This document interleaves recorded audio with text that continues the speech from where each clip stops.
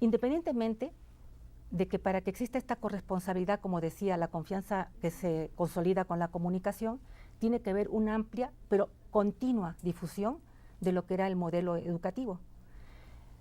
No empezamos, ni tampoco fue primero esto, segundo, tercero esto, porque la verdad no, así no se puede. Teníamos que comenzar con capacitación, comenzar a identificar a qué profesores ya tenían el diplomado, identificar cuál era nuestra fuerza de trabajo para los planes de estudio en el aspecto de investigación. Profesores que levantaban la mano e inmediatamente como voluntariado nos decían, ¿sabes qué?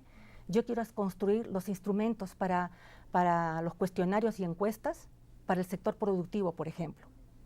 Entonces, para nosotros fue un aprendizaje en todos los sentidos, pero también para darnos cuenta de la capacidad y experiencia de nuestros profesores. Así como lo menciona, habían varios profesores que habían en sus diferentes experiencias en otras instituciones pasado por un proceso de reforma. Eso nos ayudó muchísimo. Una cosa que yo recuerdo como parte de esto de la pregunta, de la difusión por medio de carteles, por medio de banners en la página de la ESCA, fue una carta que yo como profesora recibí en ese tiempo del director y que fue posteriormente para los otros procesos la directora, una carta personalizada, invitando a cada profesor a incorporarse. Y entonces, a partir de ese llamado, de todo el sistema de difusión que podíamos haber provocado, se conjuntó un primer equipo, ese primer equipo que era de vanguardia, quien iba a trazar todo lo que significa el plan de trabajo. Y ya después les estoy hablando lo que la maestra comenta, ¿no? Que a partir de, gracias también a la DES, que logró que nosotros trabajáramos transversalmente, porque no fue así nada más que se nos ocurrió, teníamos que también consultar con las personas que siempre nos habían asesorado, haciendo recomendaciones y revisiones a cuánto documento traíamos. Yo creo que es la conjunción de todos esos, independientemente de que le dábamos recursos, como cuáles, la inducción, la capacitación, pero permanente. No es que yo ya no entré a este curso, pero ya teníamos programados varios, de tal forma que no le cerráramos el paso a ninguno. Entonces yo creo que esos son los elementos que te hacen decir, ¿sabes qué? Sí, pero aparte porque estoy viendo que trabajamos todos por igual. Esa es la situación. No que te doy una orden y a ver hagan y a ver cuándo tengo tiempo de revisarlo, sino saber que tengo agendadas las citas 2 o 3 veces por semana para el equipo. Y entonces, ¿quién no va a querer incorporarse a ese equipo de trabajo? Claro, y me parece que aparte de la confianza, rescato ese ambiente dialogante que se tiene entre las autoridades y el personal que está involucrado en el proyecto. No tiene la menor duda que ustedes seguramente están ahora reflexionando relacionado justamente con esa capacidad que podemos tener como equipo para platicar, para conversar sobre lo que podemos hacer.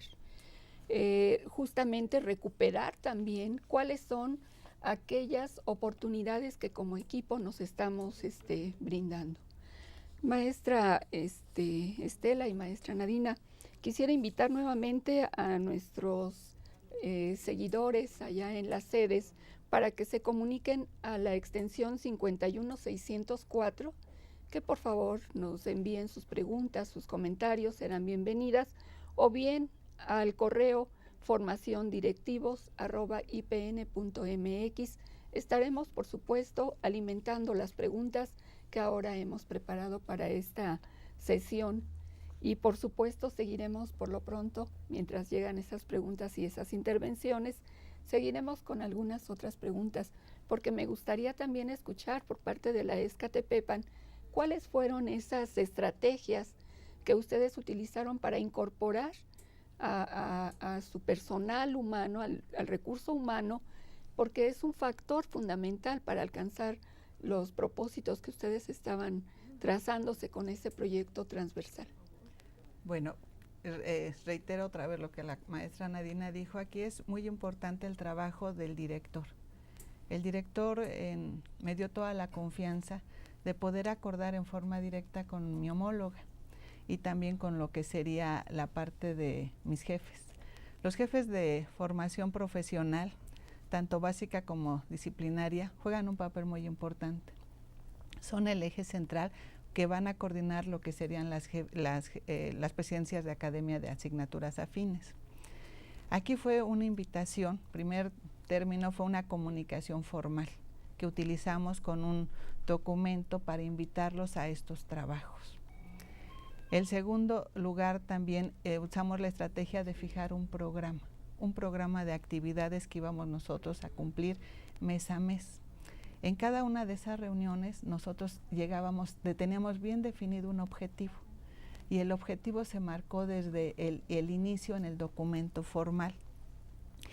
Ese objetivo es muy importante que todos nos los apropiemos, que todos entiendan el objetivo que se persigue y el para qué se persigue, cuál es la razón de ser del objetivo. Y una vez ya concluido el objetivo, hacíamos reuniones. Esas reuniones a veces eran en forma independiente solamente con lo que era nuestra unidad.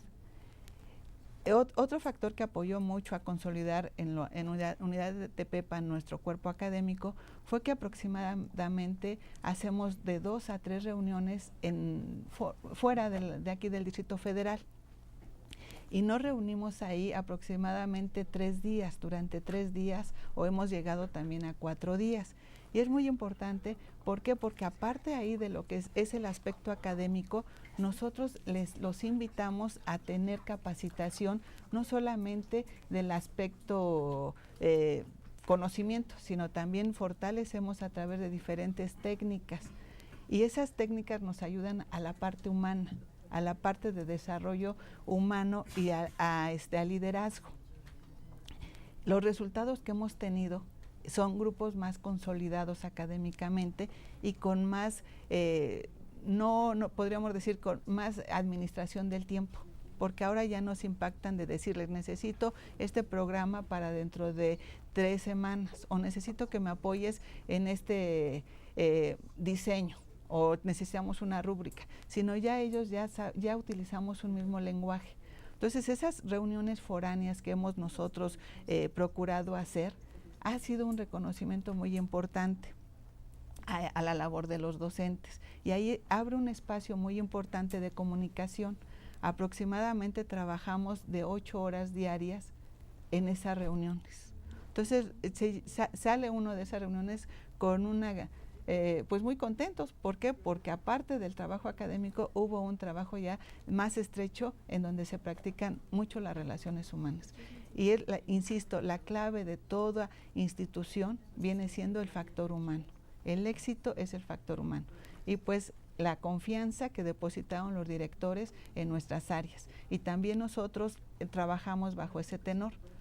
Los jefes de áreas se comunican entre ellos y resuelven los problemas. La jefa de innovación se comunica con su homóloga y resuelve el problema. Cuando hay algo ya más profundo que arreglar, platicamos la maestra Nadina y una servidora y llegamos a un acuerdo. Sí, a veces hay que ceder y hay veces ni la razón la tiene la maestra Nadina ni una servidora, es un punto medio. Siempre buscar un punto medio y marcar siempre una comunicación abierta, en ocasiones ser formal, en ocasiones puede ser no formal, en ocasiones ser vía telefónica o por correo electrónico o en forma personal también. Okay. Bueno, yo quisiera rescatar ahora esta parte del factor humano, porque indudablemente por un lado nos decía la maestra Nadina, la formación del personal, el fortalecimiento de sus capacidades, me parece que es una de las estrategias fundamentales. Pero por otro lado también la maestra Estela nos señala cómo el factor humano en las relaciones, en la comunicación es tan importante. Y junto con ello yo quisiera rescatar el liderazgo transformacional, porque de alguna forma los directores o ustedes como subdirectoras seguramente han pensado en cómo ir fortaleciendo a los demás. Es decir, cómo ir empoderando en aquellas competencias, en aquellas capacidades que se requieren, en aspectos que estamos queriendo nosotros fortalecer para lograr los propósitos que nos hemos trazado en los proyectos. Hay otra pregunta más que quisiera que me comentaran al respecto, porque me parece que podemos poner el punto sobre la llaga de los planes y programas de estudio, que es uno de los proyectos que ustedes están compartiendo. ¿Cómo ustedes controlan, cómo distribuyen las tareas? ¿cómo hacen que los profesores vayan tomando parte, digamos, de cada uno de esos elementos? No sin olvidar, por supuesto, lo que ustedes han señalado, el papel que la Dirección de Educación Superior ha tenido aquí y que seguramente tiene que ver con las estrategias que ustedes han retomado en este proyecto. ¿Qué nos puede decir, maestra Nadine? Bueno, yo creo que la efectividad de un trabajo transversal tiene un componente importante. Y voy a tomar las palabras que usted dijo hace un rato sobre el liderazgo. Aunque no lo mencione específicamente todos los puntos que caracterizan a un liderazgo transformacional, porque no es el motivo, sin embargo, sí, yo creo que es muy importante, antes de decirle cómo fueron las responsabilidades o las tareas, sí es muy importante la definición y la consolidación de un liderazgo, en este caso de un liderazgo educativo, pero además un liderazgo educativo compartido, que esto se manifiesta en el logro que tuvieron, se manifiesta en los directores, cómo estuvieron comprometidos de ambas unidades académicas, así como las subdirecciones académicas, los jefes de formación, los órganos colegiados, todos ellos, todos, incluyendo la DES, como usted comenta, involucrados en un mismo hilo conductor, que era el rediseño de los programas académicos y, por supuesto, de los programas de estudio. De ahí, ¿cómo lo hacían? Como usted lo comentó, mediante la distribución de tareas. Ya lo comentaba la maestra Estela, de alguna forma. En una primera parte de nuestro trabajo, pues sabíamos qué iba a ser, de qué se iban a encargar los directores, de qué los subdirectores. Teníamos que determinar las metas a lograr para poder también verificar los avances. Nosotros teníamos que, desde antes, con los directores y subdirectores, primero nosotros, determinábamos, bueno, ya tenemos el proyecto, ¿para cuándo queremos ponerlo en operación? ¿Para cuándo quisiéramos que se implemente? Si vamos a 4 o 5 años, pues ya a lo mejor cuando terminemos, ya está obsoleta la información. Y entonces, ahí es cuando comenzábamos con nuestros recursos, contando con la Escatepepa, es que nosotros determinamos cuáles iban a ser las metas, las tareas. Seleccionar también a los funcionarios y a los maestros, que formaran una masa crítica y competente y a la vez eficiente. Entonces, todo ello pareciera fácil, ya lo comentaba hace un rato la maestra Estela, ¿no? Implica acordar reuniones constantes, incluso ya teníamos programadas las reuniones, pero había a veces necesidad de hacerlo de manera sin programar, porque lo que requeríamos, porque se había suscitado alguna problemática, que siempre ocurre, que esta problemática se fueron solucionando a medida que pasaba ya el tiempo, con la experiencia en la construcción de los programas de estudio. Entonces, yo creo que la parte que nos pregunta, la parte del liderazgo, la asignación de las tareas, las metas a lograr, también me parece importante acá identificar cuáles eran los recursos financieros con los que contáramos, porque se trataba de la implementación en la modalidad a distancia. Y entonces, ¿qué equipo necesitábamos? ¿Qué especialistas? ¿Cuántos? ¿Cuántas celdas de producción? ¿Para cuánto tiempo? ¿Cuántas unidades de aprendizaje por celda de producción tenían que producir los especialistas, por ejemplo? ¿Cuánto tiempo se llevaban las academias en realizar el rediseño de una unidad de aprendizaje, de una sola? ¿Cuánto tiempo pasaba para aprobarlo por la Comisión de Programas Académicos, por los consejos técnicos, por el Consejo General, luego regresar a las escuelas? En fin, sí fue una programación, repito, totalmente transversal, porque a veces, como decía el material que ustedes nos proporcionaron, no todo es transversal. De repente te pido el apoyo y me lo puedes dar, pero eso no significa un trabajo transversal. Aquí tenía un objetivo común, total, el 100%. Claro, y por supuesto esta forma de organización tiene que ver, por supuesto, con la capacidad que tenemos para organizarnos, para determinar y delegar tareas. Hay una pregunta que nos está ahora compartiendo el maestro Hugo Necoechea Mondragón, a propósito de lo que estamos platicando, y me gustaría aprovechar, maestra Estela Casas, para que está relacionada pues con lo que ahora estamos conversando. El maestro Hugo Necochea Mondragón es de la Secretaría de Investigación y Posgrado, es de la Coordinación de Operación de Redes de Investigación y Posgrado. Dice: estimadas subdirectoras, de acuerdo a la teoría administrativa, la planeación estratégica de una organización basada en proyectos transversales requiere una estructura organizacional matricial, en donde los directores de proyectos transversales tienen la misma jerarquía que los directores de las áreas funcionales. Como especialistas en el tema, ¿ustedes consideran que con una organización funcional como la que históricamente ha tenido y tiene el instituto, se puede llevar a cabo y administrar de manera eficiente un plan estratégico basado en proyectos transversales? Bueno, aquí efectivamente tenemos nosotros una estructura lineal, una estructura organizacional lineal, pero también esa estructura organizacional lineal permite el acomodo con otras unidades académicas. Y ese trabajo, lo que le llama el doctor, sí es matricial. Y yo creo que prueba de que se pueden hacer las cosas somos los programas que nosotros hemos desarrollado. Y no ha sido fácil porque aproximadamente, aparte de los planes de estudios que fueron 3, estamos hablando de 186 unidades de aprendizaje que pudimos lograr salir adelante. Entonces considero que a lo mejor en teoría, en su enfoque de él no está definido un esquema escrito, pero sí lo tenemos y hemos jugado esos esfuerzos. Y de alguna manera se refleja en el ejemplo que nos señalan, cómo van delegando también la oportunidad de tomar acuerdos entre las diferentes diferentes áreas. Entre las instancias de la ESCA Santo Tomás con la ESCA Tepepan, y van encontrando esos puntos de acuerdo. Claro que, por supuesto, el tiempo para ello es importante considerarlo. Sin embargo, los resultados que ahora nos seguirán conversando, vamos a ver qué tan importante es. Yo no quisiera dejar de señalar que nos siguen algunas sedes. Está con nosotros la ESIME Zacatenco, la Escuela Superior de Turismo, CEPROVI, CICIMAR, UPIXA, el Centro de Educación Continua Allende, CICATA Altamira.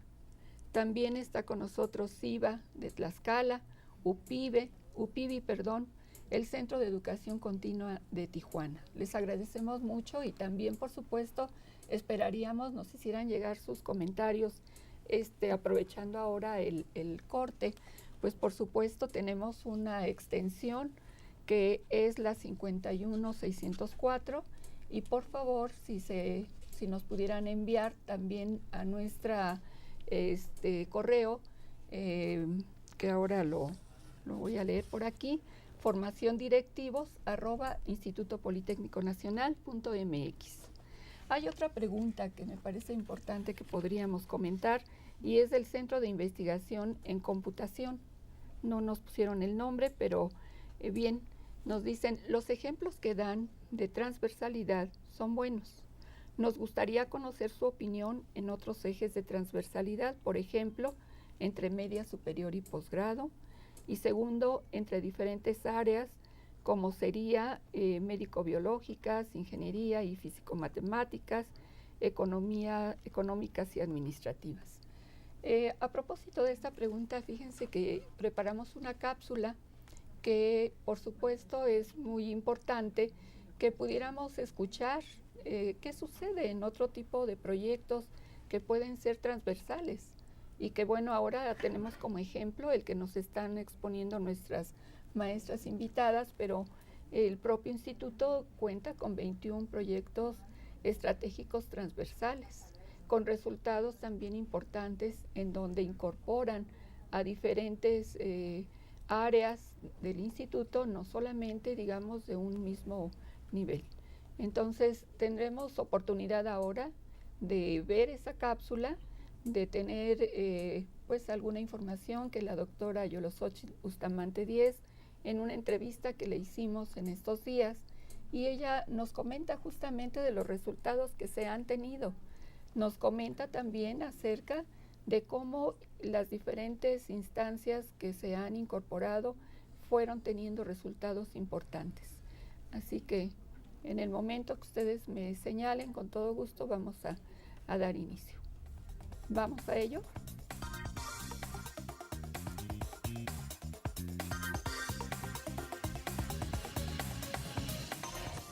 Doctora Yolosóchitl Bustamante Díez, agradecemos la entrevista que nos ofrece para platicar sobre los proyectos estratégicos transversales. Y para iniciar quisiera preguntarle, ¿por qué se consideró que la consolidación académica de la Unidad Politécnica Interdisciplinaria de Ingeniería Guanajuato, UPIC, podría ser un proyecto transversal? Porque para lograr la adquisición de firmeza, solidez y estabilidad de cualquier proyecto, se requiere del compromiso y los esfuerzos de todas las instancias, las que están involucradas.